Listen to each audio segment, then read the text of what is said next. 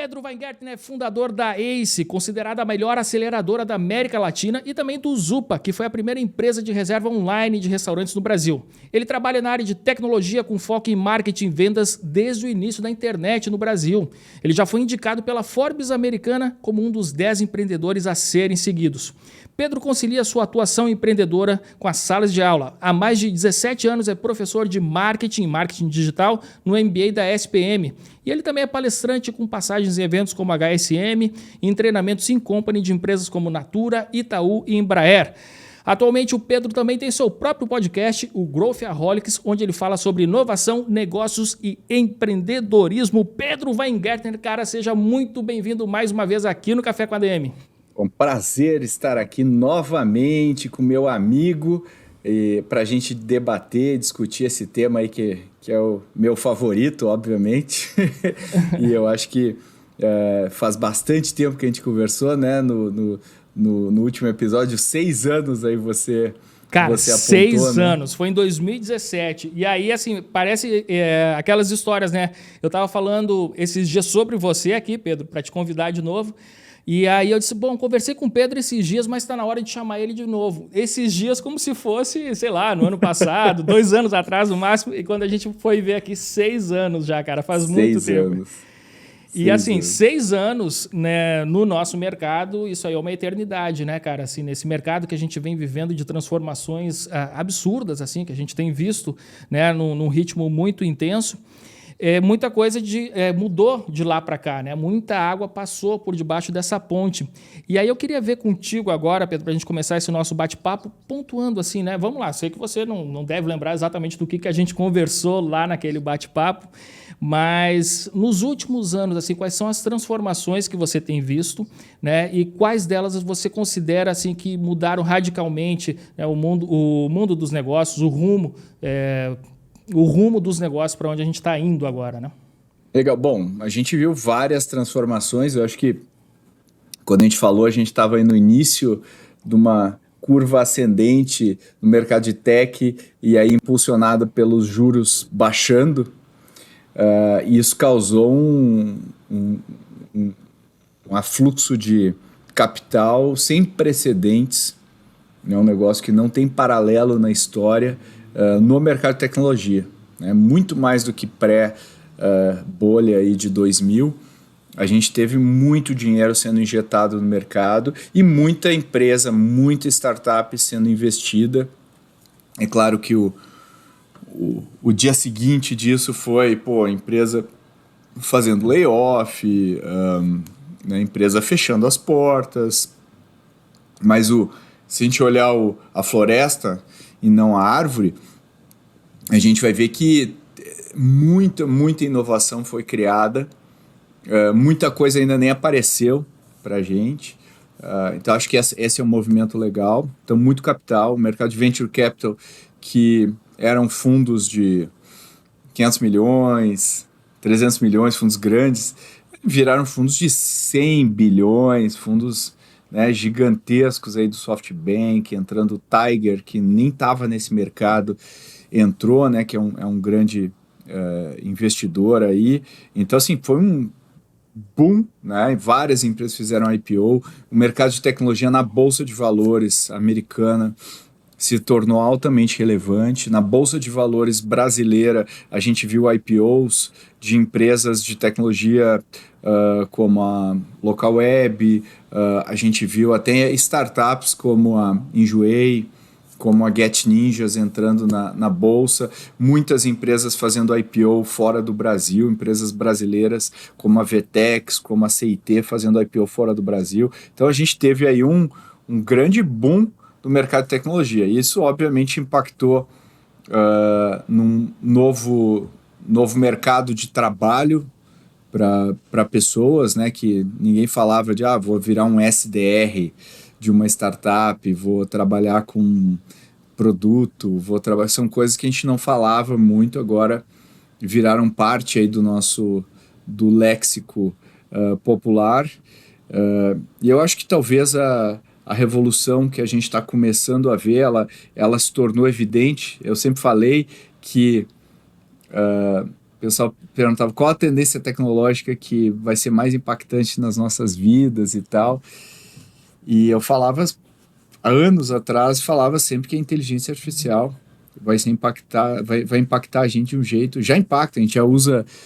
Quando a gente acorda, quando a gente vai dormir, a gente usa inteligência artificial. Quando eu pego meu telefone, quando eu faço uma busca, quando eu faço scroll no meu Instagram, a gente está usando. Só que o ChatGPT veio e mostrou uma linguagem que realmente fala com a gente, assim, para quem não está acostumado, para quem não tinha acesso a modelos de linguagem como esse, é um negócio meio mágico. Então o pessoal começou a falar, pô, esse negócio aqui vai mudar tudo. Isso não começou hoje, começou há anos atrás e a gente está vendo hoje isso aí tomando conta do mercado. A gente está vendo quase 100 startups por semana sendo criadas nessa crise no mercado americano. O mercado americano está realmente numa crise, muito mais do que aqui, né? O mercado americano está... coisas que a gente está acostumado, como juro alto e tal, eles não estão, né? A gente vê bancos, Silicon Valley Bank aí sendo impactados. Mesmo assim, startups de inteligência artificial sendo criadas muito, e vários unicórnios surgiram nos últimos 60 dias nesse mercado. Então eu vejo como uma grande tendência que vai moldar o mundo na próxima década aí para frente. Cara, eu tô realmente impressionado, né, com tudo isso. Como você falou, é uma coisa que já vinha se desenvolvendo há mais tempo, mas que agora tá ali, tá fervendo, tá em ebulição. E agora, assim, essa ebulição, Pedro, está acontecendo justamente no momento em que o mundo inteiro está em crise, né? Então, existe aí uma contradição, né? Ao mesmo tempo em que a gente tem um mundo em crise, as empresas de tecnologia estão demitindo, né? Como você falou aqui, veio essa onda de layoff, ainda estamos passando por isso. Agora, essa semana, hoje, né, foi comunicado que o Facebook iria demitir mais não sei quantos mil funcionários por e-mail. E, enfim, aí a gente está vivendo essa contradição. Ao mesmo tempo em que a gente tem um mundo em crise, a gente tem uma grande tecnologia em ebulição e grandes oportunidades, né, surgindo também, como você falou. Pô, eu fiquei impressionado, né? Unicórnios surgindo aí nos últimos 60 dias, né? Impressionante. Em 2 meses, ter o nascimento assim, de empresas bilionárias. Como é que você enxerga também essas contradições, Pedro, né? Crise de um lado, né? Tecnologia de outro e empreendedores criativos, inteligentes aí aproveitando as oportunidades, né, nesse cenário. Assim, se a gente começar pela floresta, né, e não pela árvore, a gente vai ver o seguinte, né? Nas nossas vidas e nas nossas empresas, a gente não, se a gente traçar uma linha de tendência, a gente não usa menos tecnologia, né? A gente usa mais tecnologia. Então, tu está sempre vendo uma ferramenta nova, que tu pode comprar na empresa. Se surge um aplicativo legal que vai resolver algum problema, a gente vai adotar. Então, a gente está usando mais e não menos. Então, o mundo consome mais tecnologia como um todo. Só que o que aconteceu no passado, o Google, a Meta, a Apple, acho que a Apple meio que corre por fora ali, não faz layoffs e tudo mais, mas o Meta, Google, Amazon e tal, todas essas empresas, acho que mais o Google, Meta e afim, acho que a Amazon, né, sempre reinvestiu seu caixa e tal, e o Google e a Meta estão sentados numa pilha de dinheiro, né? Eram basicamente o modelo de negócios do Google, que foi o Google AdWords, foi a maior invenção de negócio provavelmente desse século, copiada pela Meta, né? Basicamente fez copy-paste do Google AdWords. São máquinas de imprimir dinheiro, então gera muito dinheiro.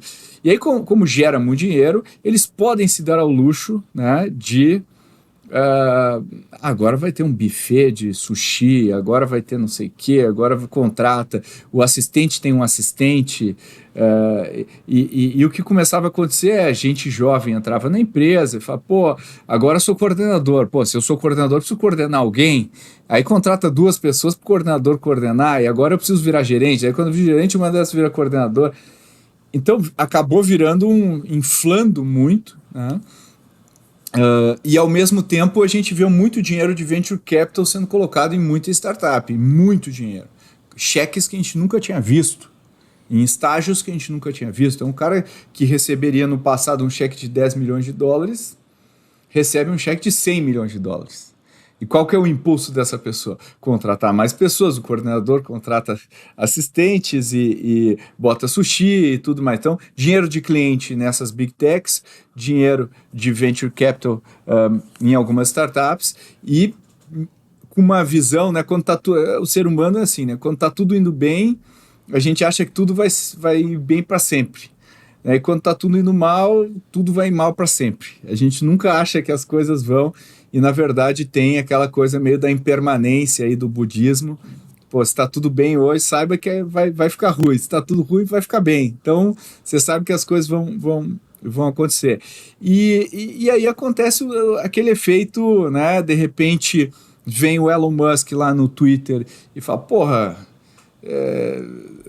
como ele mesmo falou, né? Tem um monte, tem uma pessoa tentando acelerar e 9 apertando no freio. Então eu vou demitir. Daí ele foi lá e cortou brutalmente o número de pessoas, né? Não estou entrando no mérito do como ele fez, se foi a melhor maneira e tal. O fato é que o Twitter continuou vivo, continuou de pé. E aí os conselheiros começaram a dizer, peraí, o cara cortou na carne, aí tá operando. Aí começou a se contaminar. O mercado inteiro se contaminou e falou, pô, dá para fazer o mesmo que você está fazendo gastando muito menos. Né? Então, meio que foi um efeito dominó, e aí os layoffs vieram. Quando a gente olha no Brasil, os unicórnios brasileiros, e às vezes outras empresas que não são unicórnios, mas levantaram muito dinheiro, também tiveram o mesmo impulso, e não necessariamente culpa dos empreendedores. Muitas vezes os próprios VCs chegaram e falaram, não, gasta que o novo cheque está garantido. Daqui a 12 meses vai ter outro cheque. E aí eles voltaram e falaram, sabe aquele cheque? Precisa breakivar a empresa, cara. Precisa breakivar a empresa. Mas como breakivar a empresa? Eu vou breakivar daqui a 3 anos. Amanhã. Então precisa fazer layoff. Aí os caras falaram, pô, o que eu preciso fazer? E começaram a cortar também. Né? Então, causas diferentes... Né, trouxeram isso. E daí traz essa visão de meio apocalíptica, de que o mercado está um horror. E não está. Né? Não é nem tanto ao céu, nem tanto à terra. Acho que tem um reajuste de tamanho das empresas, né? Talvez uma volta um pouco mais para os fundamentos. Né? Pô, lucro, né? Eu e o Mike a gente fala sempre, né? Faturamento e lucro nunca saem de moda.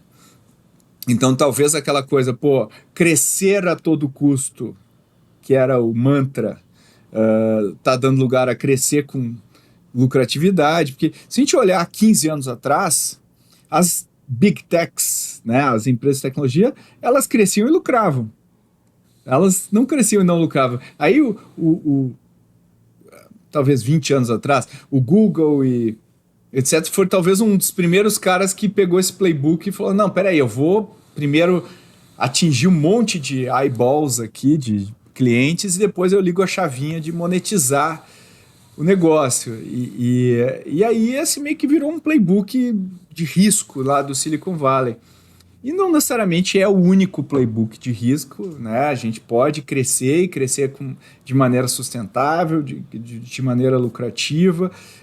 Então, acho que a gente voltou um pouco para os fundamentos. Os valuations estão mais próximos de algo que faça sentido se a gente aplicar um fluxo de caixa descontado, alguma coisa mais tradicional ali. E o mercado está se assentando. O bom é que muitos dos layoffs, né, muitas das pessoas que foram demitidas estão montando também startups. E startups de quê, né? De inteligência artificial, na sua maioria. Então o mercado ele meio que se reabsorve e faz isso de uma maneira muito interessante.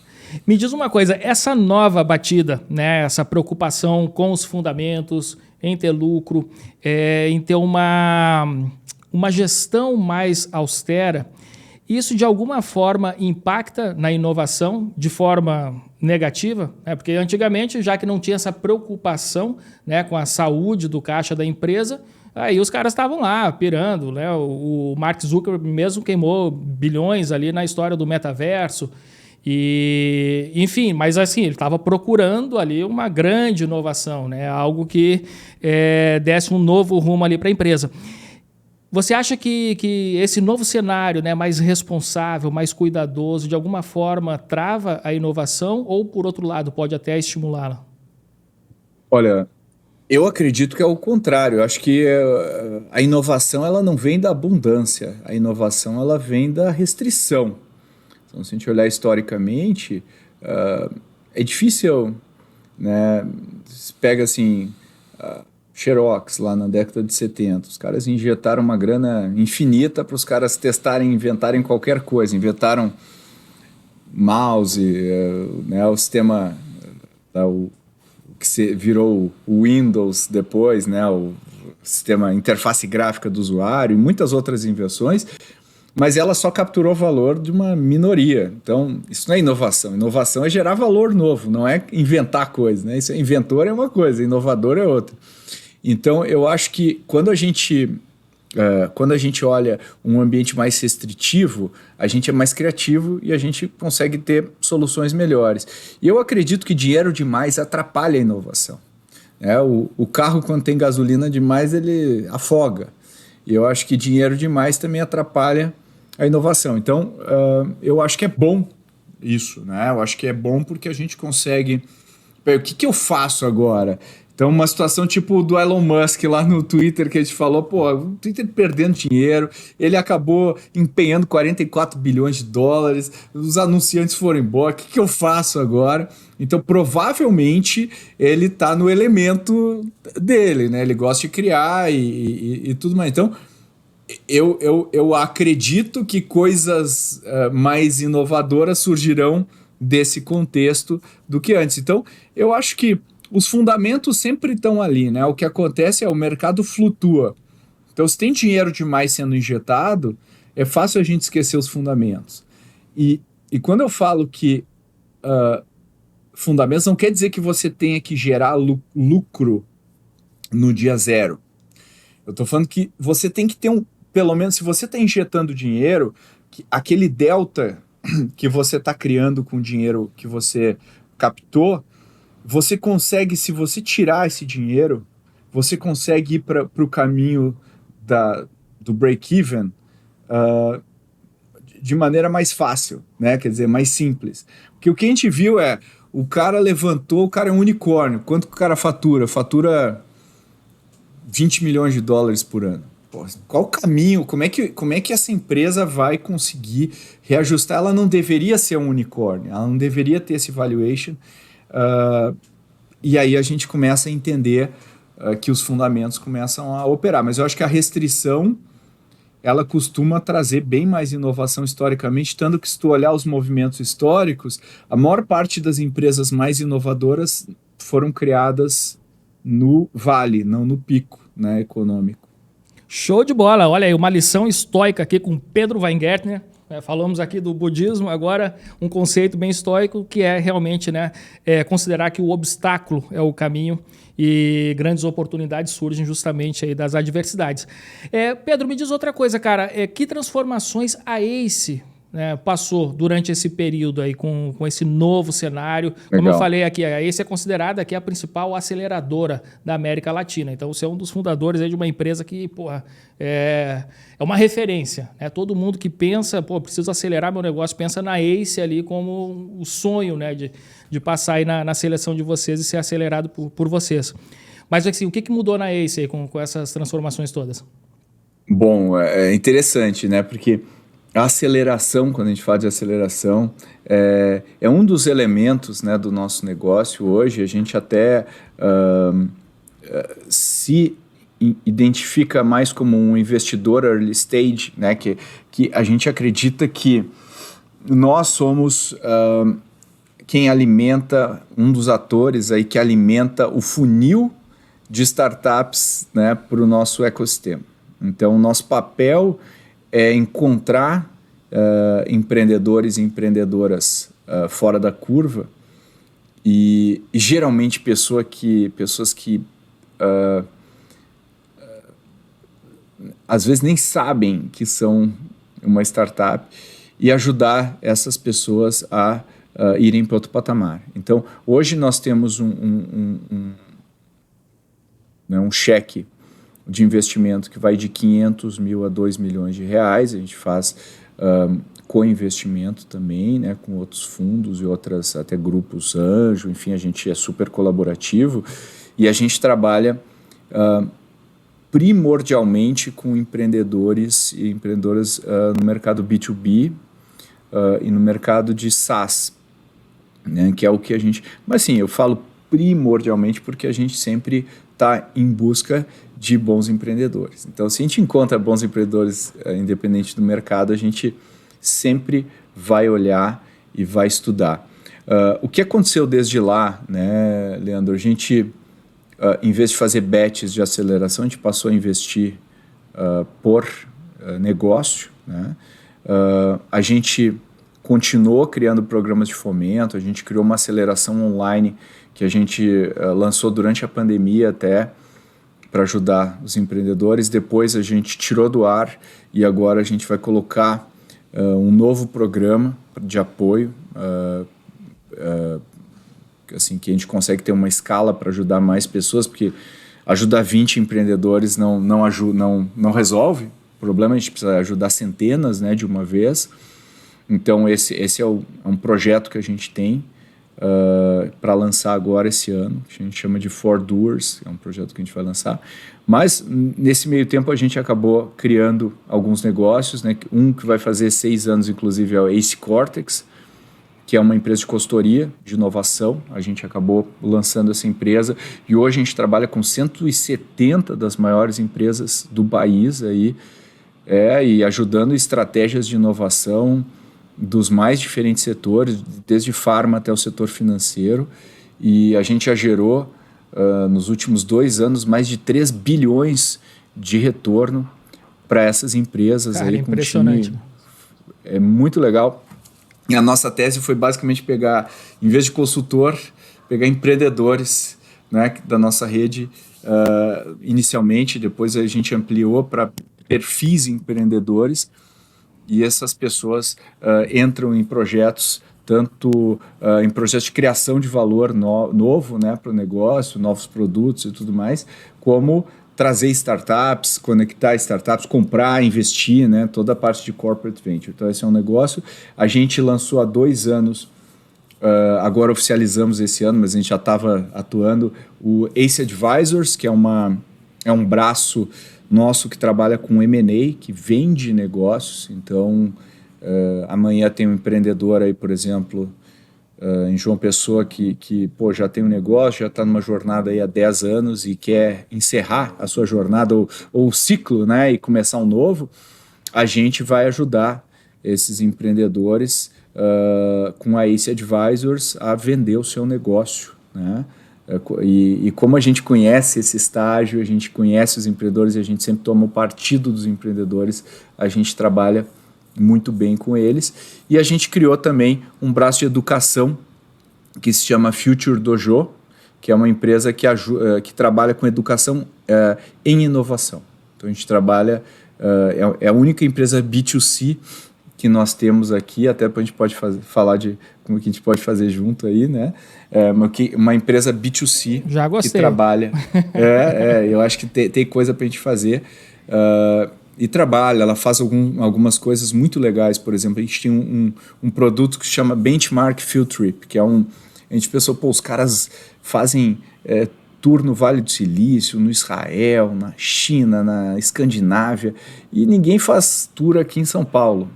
Então a gente vai nas empresas que estão inovando aqui e conhece os cases de perto e faz com que os executivos consigam falar com outros executivos para como é que você resolve isso, e tem sido uma procura muito legal. Esse tipo de coisa a gente tem feito e gostado bastante.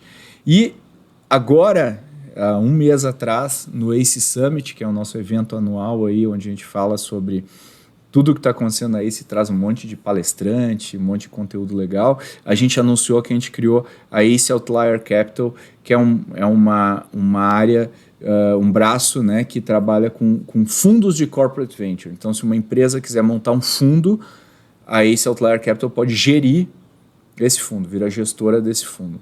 Mas assim, o nosso carro-chefe, o nosso pão com manteiga, onde eu, por exemplo, atuo desde a fundação, é o nosso braço de Venture Capital, que é o que meio que empoderou e trouxe muito do nosso DNA para tudo que a gente faz, né? Tudo que a gente faz tem que ter um flavor muito parecido um com o outro, assim, em termos de como a gente atua e tal. Mas isso aí, a gente já está com mais ou menos 150 pessoas hoje no time, e cada uma dessas empresas é independente, né? Embora faça parte do grupo.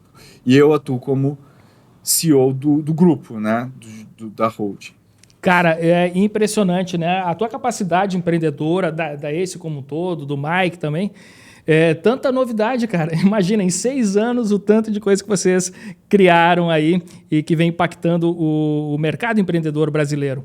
Você falou um termo agora, Corporate Venture, e eu queria me aprofundar um pouco nisso, queria conceituar aqui para a turma e qual que é a importância de uma empresa ter um olhar também sobre outras startups, né? Não é a empresa só se enxergar como uma startup, mas também, né, de alguma forma fomentar startups, encontrar oportunidades, né, que outros empreendedores estão criando também. Isso é uma coisa bem interessante, Leandro, porque quando a gente se debruçou nesse tema da inovação, né, que eu sei que é um tema que você gosta também, a gente se deu conta que você pode ir fazendo isso construindo dentro de casa, ou você pode fazer isso para fora, né? Ou trazendo alguém, comprando alguém, investindo alguém. E a gente viu que a única coisa que a gente tem certeza, né, fora a Companhia Brasileira de Mineração, né, que minera nióbio, é que o teu modelo de negócio está em risco. Minerar nióbio hoje em dia não está em risco. Talvez algum dia no futuro aí, mas hoje não está em risco. Então, todas as empresas vão passar por isso. A questão é quando e qual a intensidade, qual a velocidade. Então, algumas delas estão protegendo seu core business, criando coisas que protejam, às vezes digitalizando, criando coisas. Mas às vezes você tem que buscar um outro valor fora, né? E você pode fazer isso construindo um negócio, mas às vezes você tem que pensar com quem você vai competir se você construir esse negócio. Não é melhor se juntar, talvez, a uma empresa que esteja já fazendo isso muito bem, e você pode investir, participar dessa jornada, e aí que nasce o Corporate Venture. Então, quando a gente fala de Venture Capital, é quando eu, né, vamos lá, o Leandro investiu no meu fundo, e eu, com o mandato que ele me deu, pego o dinheiro dele, escolho empresas, né, coloco o dinheiro nessas empresas e tento gerar valor para esses negócios com o objetivo de daqui a 7, 10 anos eu retornar para o Leandro, tá aqui o teu dinheiro mais um pouco, e eu sou remunerado pelo que eu trouxe a mais, né, do que você colocou corrigido aí pela inflação. Isso é o Venture Capital. Quando a gente fala de Corporate Venture Capital, a lógica é parecida. Eu vou encontrar empresas, eu vou investir. Só que o Leandro, em vez de ser o Leandro, é uma corporação que está fazendo isso. E essa corporação não tem só um objetivo financeiro. Né? Porque se ela tivesse só um objetivo financeiro, ela colocava dinheiro no fundo da Ace, né? E botava dinheiro aqui. Porque é simples, não interessa em quem você investe, eu quero retorno. Mas não, ela tem teses e ela busca investir em empresas específicas que têm fit com aquela tese que ela desenhou. Então, o que ela espera? Ela espera ter um retorno financeiro, sim, mas um retorno estratégico também. Então, a chave do Corporate Venture Capital é casar sua expectativa de retorno financeiro com a sua expectativa de retorno estratégico e fazer isso acontecer. No mundo, no Vale do Silício e tal, tem empresas pioneiras que fizeram isso, como Intel Capital, né? E várias empresas fazem isso há muitos anos, muito bem. No Brasil, isso é muito novo. A gente tem, acho que não deve chegar a 100 fundos de Venture Capital, Corporate Venture Capital no Brasil. Então, se a gente pegar as 1.000 maiores empresas lá do valor, 10% delas estão com alguma estratégia nessa linha. Então, o que a gente aposta? Se a gente comparar com os Estados Unidos, acho que nos Estados Unidos quase 1/3 do capital investido em venture capital vem de corporate venture. É proporcionalmente muito grande. No Brasil, isso é uma fração ainda. Então, a gente acha que vai ter um crescimento desse capital investido à medida que crescem também o número de opções de startups para serem investidas no mercado brasileiro. Então, essa é uma onda que a gente aprendeu a fazer. Por quê? Porque na ACE a gente tem um braço de venture capital que dá retorno para o Leandro, e a gente tem um braço de inovação corporativa que dá retorno para o executivo. Então, o que a gente fez? A gente uniu as duas coisas para criar um negócio que consiga unir os dois mundos. Não é só venture capital, não é. Então, a gente tem que colocar esses dois em perspectiva. E você deve imaginar, uma das grandes dificuldades de uma corporação hoje é ter uma estratégia clara e conseguir derivar disso uma tese de futuro, né, clara, né, do que eu quero e o que eu não quero. Inovação também exige escolhas, porque eu não tenho recurso ilimitado. Eu preciso alocar esse recurso em algo que eu acredito, não necessariamente numa empresa, mas numa tese. Pode ter várias empresas, várias iniciativas, construo aqui, invisto ali, compro aqui, mas é uma tese, né? Ou mais de uma tese, mas com um limite, né? Até onde vai isso, né? Muito bom. E, Pedro, você falou aqui do fundo da ACE. Qualquer pessoa pode investir com vocês também? Como é que funciona assim, a formação do fundo, né?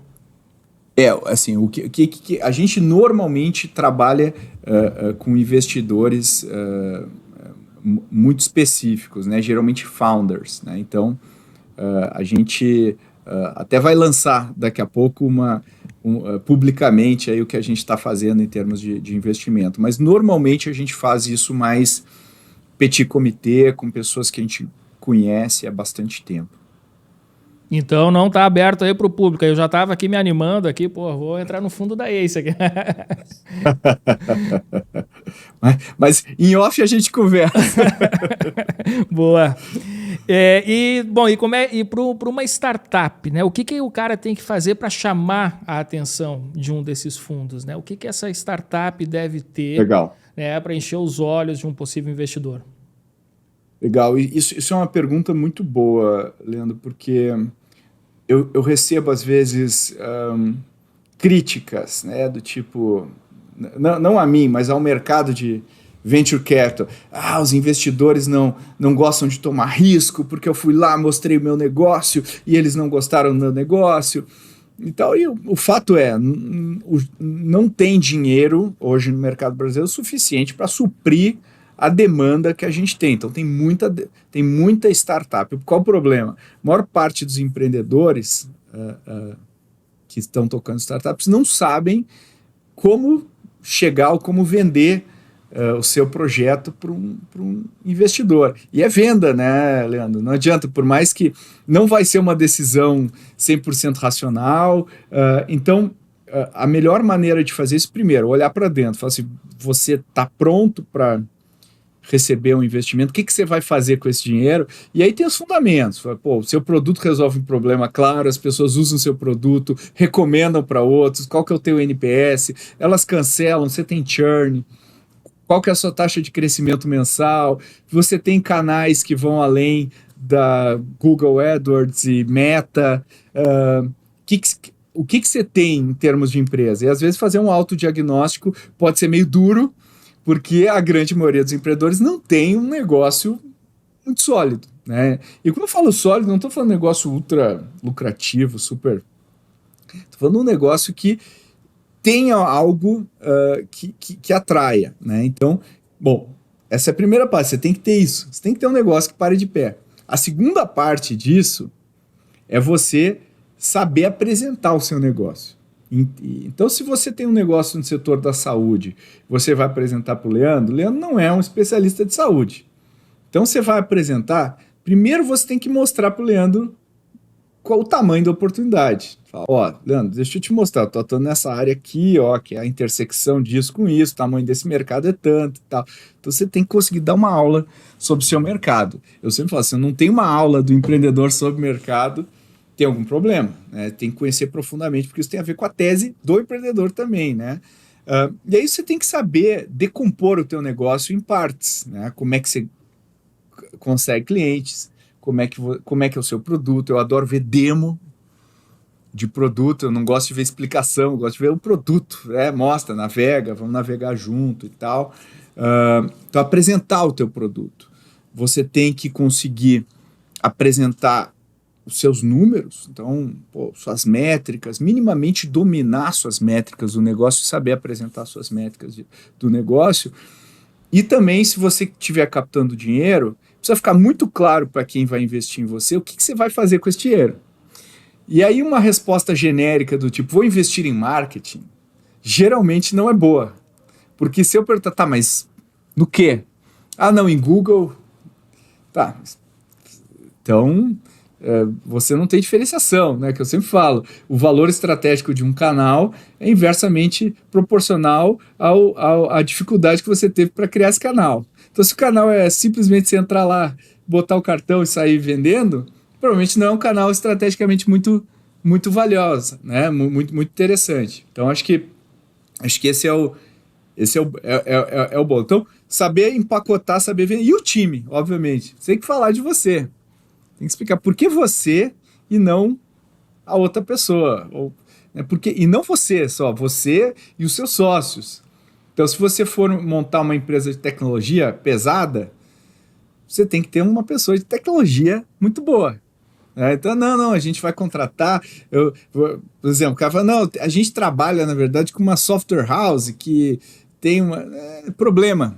Vai dar problema. A gente sabe que vai dar problema em algum momento. Né? Então, essas coisas. E aí, o terceiro elemento não adianta falar com um investidor. Você tem que falar com muito investidor. Porque você vai receber muito não.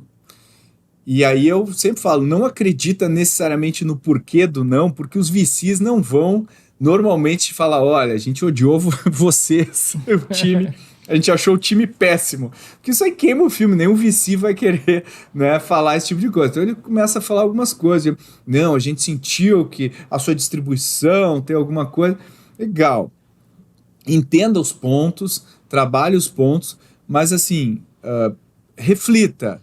Você apresentou direito, né, é legal ter mentores para você apresentar e validar com esses mentores, mas acima de tudo é importante que você tenha uma ideia clara de que não é rápido, não é fácil e não é simples, você vai receber muito não antes de conseguir um sim, né? Então você vai... E é um full-time job, não é de vez em quando vai fazer uma reuniãozinha.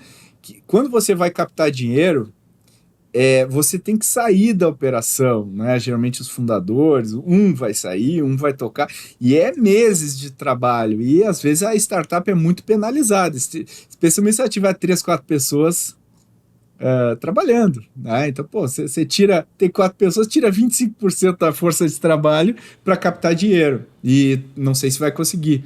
Então, são elementos aí que tem que se alinhar para a coisa dar certo. Cara, muito bom. E você é um cara assim que é muito focado em growth, né? Você tem também aqui o podcast, o Growthaholics, eu queria falar um pouquinho disso também. Mas eu queria dar aqui, antes de entrar nesse assunto, queria dar a receita do growth, né? Qual que é a receita do crescimento? Quando eu falei lá no comecinho do programa, estava com uma preocupação, né, de deixar aqui para os nossos ouvintes hoje, estamos em um cenário de incertezas, existem oportunidades, e para você crescer você precisa... Taranã. E aí eu queria aproveitar aqui a tua presença, Pedro, para dar essa... Eu sei que não existe receita de bolo, né, mas existem algumas coisas que são validadas quando a gente fala de growth, né, cara? Eu acho que se a gente for dar um recado para os empreendedores, a primeira coisa que eu olharia é para o próprio produto. Então, assim, não adianta a gente tentar vender um produto que não é bom. Não adianta. Vai dar problema, vai queimar o filme, ele não sai do lugar. Então, se você não tem um produto que funciona, e o que é um produto que funciona? O produto funciona. O Leandro vai lá, assina o produto, né, seja um produto de assinatura, usa o produto, não cancela o produto e indica para os amigos dele esse produto. Isso é o que a gente quer. Normalmente isso não acontece. O Leandro vai lá, usa um pouco, tal, às vezes até assina o produto, se você tiver uma equipe de vendas boa ali, até assina, ou cancela. Não indica para ninguém. Então, primeira coisa, resolve o produto. Resolve o produto. Resolvendo o produto, eu acho que é importante você entender para quem você vende com clareza. Né? Eu vendo para mulheres de tanto a tantos anos. Não, isso não é para quem você vende. Tem que ser muito específico. Ó, eu vendo para esse tipo de pessoa que tem esse tipo de problema nesse cenário. Ah, mas isso aqui é pequeno, esse mercado. Não tem problema. Começa com um mercado pequeno, com clareza, e depois você vai expandindo. Você não precisa vendo para todos, meu produto é para todo mundo. Não existe isso, né? O produto vai um por um. Então, encontra um subnicho grande o bastante, pequeno o bastante, para que você consiga varrer esse subnicho. Né? E entenda que as vendas inicialmente vão ser muito força bruta. É você ligando, você vendendo. Os fundadores vão vender melhor do que qualquer vendedor no início, e é bom que vendam, porque vão aprender o que funciona, como funciona, para empacotar para outra pessoa vender. Legal, vamos imaginar que a gente passe por tudo isso. E eu crie minimamente uma máquina de vendas, bote lá, saiba fazer isso, pega uma plataforma tipo Exact Sales, algum cara que já meio que consegue resolver essa parte. Aí a pergunta vem, como que eu trago as pessoas para o meu funil? E aí vem aquilo que eu falei. Se eu trago as pessoas para o meu funil através de canais que são básicos e todo mundo faz igual, provavelmente você não vai ter uma vantagem competitiva. Né? O que eu estou dizendo com isso? Não usa Google. Não estou dizendo isso. Você pode usar Google, pode usar Facebook, mas entenda que esse não vai ser o canal. Ele vai ser um canal. E aí você precisa encontrar um canal que seja proprietário. Eu vou dar alguns exemplos aqui para você. Vamos imaginar, você conhece a OMI. A OMI vende um RP, né? Um RP para pequenas e médias empresas. Vender para pequenas e médias empresas no Brasil é muito difícil, porque é muito pulverizado, o país é continental e ele é desnivelado culturalmente. Tem várias culturas e subculturas, né? Você sabe bem, você veio de uma cultura para uma outra cultura, você sabe como muda, né? Então você muda o discurso de vendas de uma cultura para outra, um canal que funciona num lugar não funciona no outro. O que a OMI fez? Ela descobriu um canal que é escritório de contabilidade. Então ela descobriu que ela vende RP através de escritório de contabilidade. E fazendo isso ela conseguiu gerar centenas aí de milhões de vendas. Mas demorou para descobrir. Pensa RD, que era RD Station, foi comprado pela TOTOS e tal. Inicialmente ela usou muito o canal agência de propaganda para vender o seu produto. Né? Então ela descobriu um canal para vender. Se a gente pegar todas as empresas que se tornaram gigantescas no Brasil, agora essa nova geração aí, tipo Nubank, é uma exceção. Nubank foi sempre digital e sempre pela experiência do produto. Né? Ele partia da experiência do produto para vender. Ele não fazia marketing sem centrar no produto. Era um custo de aquisição muito baixo porque era indicação. Mas se você pegar historicamente, a Stone cresceu com pastinha lá batendo na porta do estabelecimento comercial. A XP cresceu dando aula de educação, de investimento, que não tinha na bolsa, né, era super restrita. E hoje ela tem 1000 canais. Então, provavelmente tem um canal que você pode começar a usar, e não é fácil, você vai ter que ser bem insistente, né, estratégico até descobrir como funciona, para que você consiga levar isso para um outro patamar. Então, canais geralmente são o truque, né, para a gente conseguir crescer. E eu acho que é mais ou menos isso que eu diria para quem hoje está pensando em como fazer. Mas se eu fosse diagnosticar, eu diria que 80% precisa trabalhar no produto primeiro. O produto não funciona. Não funciona. E o produto é o produto mais o público que eu quero atingir. Porque o meu produto, quando eu tento ser o produto para todo mundo, eu crio um produto genérico. E um produto genérico não vende. Eu vou ter que empurrar. Mas, por via de regra, cada vez mais a distribuição desse produto vai ser o que realmente diferencia uma startup no mercado. Como que eu chego até o meu cliente e vendo esse produto. Esse vai ser o grande diferencial das startups, porque se a gente olhar o cenário de inteligência artificial indo para frente e tal, existe um cenário provável de comoditização de boa parte dos negócios, né? Então, quando eu comoditizo o produto, o que é a coisa mais arte? É a distribuição do produto, né? Então, óbvio que o produto ainda vai ter muita pista para a gente, mas eu acho que a distribuição, especialmente no Brasil, especialmente B2B e B2C, que hoje é um mercado que exige muito capital, vai ser um negócio super importante. Cara, eu tô assim com a minha mente explodindo aqui agora, Pedro, e tenho certeza que os nossos ouvintes que prestaram atenção no que você falou agora também estão se sentindo da mesma forma. E o que é interessante é que você foi falando, Pedro, e ao mesmo tempo que eu estava prestando atenção na profundidade aqui das tuas lições, eu já estava viajando, pensando no que eu ia fazer aqui depois de terminar essa nossa conversa, porque foi dando muitos insights aqui em cima das suas recomendações, principalmente essa aí dos canais. Bom, Pedro, para a gente finalizar aqui o nosso bate-papo, a gente tem um quadro Livro da Semana, acho que eu não lembro se no nosso primeiro podcast a gente já tinha esse quadro, mas eu queria fazer contigo, eu estou muito curioso aí para saber qual que é a recomendação de leitura tua aí para os nossos ouvintes, cara. Olha, Leandro, eu normalmente, assim, nos últimos anos, o Charlie Munger diz que se você quer aprender negócios, a melhor forma de fazer isso é estudar histórias de negócios e de empreendedores, né? Então eu tenho me dedicado basicamente a estudar negócios e a história, né? Ver como que os negócios fundaram e tudo mais.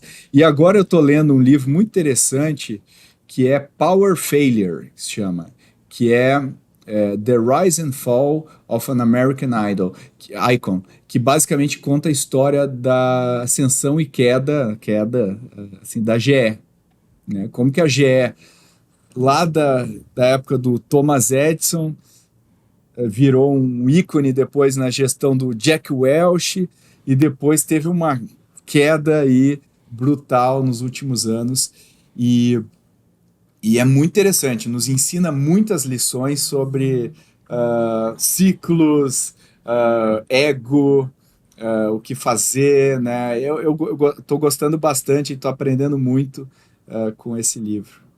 E uma lição aí desse livro e também, lógico, da tua experiência, do teu olhar, tem como uma empresa, né, ascender, ter a ascensão e não ter a queda, Pedro? Ou isso é inevitável? É uma boa pergunta, né? Eu acredito que ela tem, mas eu acho que vão ter quedas ao longo da jornada dos diferentes modelos de negócio que ela vai ter que reinventar, né? Então tu pega, por exemplo, quando o Satya Nadella assumiu a Microsoft e tomou a decisão de ir para a nuvem, ele sacrificou a receita de licença como eles estavam fazendo, então teve um soluço na trajetória ali da Microsoft e depois começou a crescer novamente. Mas se você não faz isso, o que a gente vê é um declínio, às vezes lento, daquele modelo de negócio. Às vezes ele até cresce, é o que a gente vê, por exemplo, com as empresas de mídia tradicionais, né, TV e tudo mais, a gente sabe que esse modelo de negócio morreu, né? Como se fosse a gente cortasse uma sequoia e ela tá lá de pé, uma árvore gigante, sabe que ela vai cair, né? Começa a ser aquele barulho de cair, sabe que quando que ela vai cair, a gente não sabe, mas normalmente quando há um declínio do modelo de negócio do setor, o líder do setor capta mais valor temporariamente, depois cai. Por isso que é mais difícil ainda você olhar para o negócio e falar, pô, eu devia Eu devia mexer. Não, pô, a gente nunca ganhou tanto dinheiro, a gente nunca cresceu tanto. Então, é uma arte aí também, né, de olhar essas coisas. Sensacional. Pedro, para a gente finalizar agora realmente aqui o nosso Café com a ADM, eu queria que você falasse aqui sobre o Growthaholics, o que a turma pode esperar por lá. Quem está ouvindo o Café com a ADM já se conecta, já segue aí o Growthaholics, que é o Pedro apresentando, cara. Só isso aí já basta aí para acompanhar fielmente aí todos os episódios. Mas conta aí, Pedro. Legal. Leandro, o Growthaholics é um podcast que a gente criou. Acho que ele ainda não existia quando a gente conversou da última vez. A gente criou em 2019 e veio com o objetivo de trazer um conteúdo mais profundo sobre inovação e empreendedorismo, com um olhar não de entrevista, mas de bate-papo sobre o tema. Então, quando a gente traz um convidado, a gente não entrevista o convidado, a gente vai falar sobre esse tema aqui e os convidados entram para debater o tema. A gente tem muita gente da ACE que entra para debater e a gente fala dos temas mais variados que permeiam esse mundo. Então, por exemplo, teve um episódio que foi lançado recentemente que eu trouxe o cara que foi meu coach em 2019 para a gente discutir os aprendizados que eu tive e por que os empreendedores deveriam fazer coaching. E eu trouxe, e a gente vai gravar amanhã sobre todos os deals feitos na série Succession, e uma análise nossa de como foi cada deal. Cara, fantástico. Então, esse tipo de exemplo assim, de conteúdos que a gente fala, então é para ouvir de maneira bem descontraída.